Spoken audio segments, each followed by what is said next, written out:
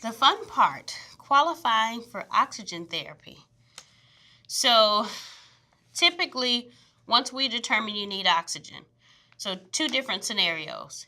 If we have the overnight pulse oximetry done, we typically send the results of that along with an order and a copy of your insurance card to the oxygen company. It depends on your insurance of which oxygen company that they participate with.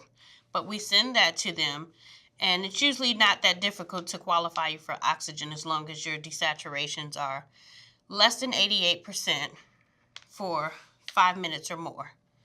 You can qualify for oxygen at 89%, but the issue with that is that's considered their standards of group 2 oxygen necessity, and they'll allow you to have it for 90 days and then be retested.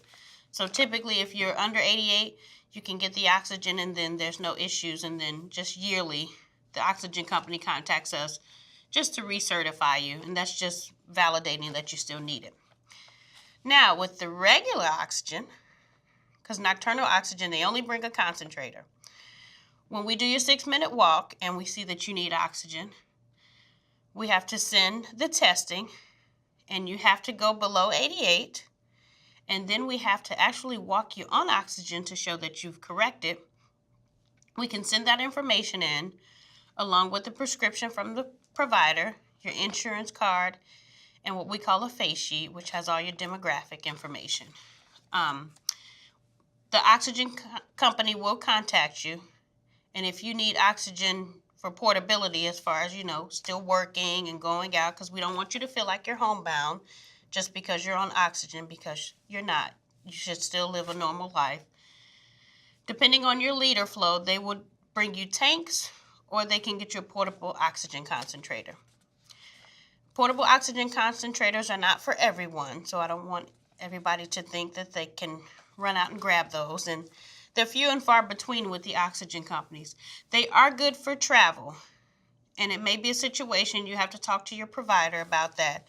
If you do use higher liter flows where you have to use tanks, but you have some kind of family engagement or something important, you can speak to your provider to see about renting a portable concentrator from your oxygen company just for that particular trip.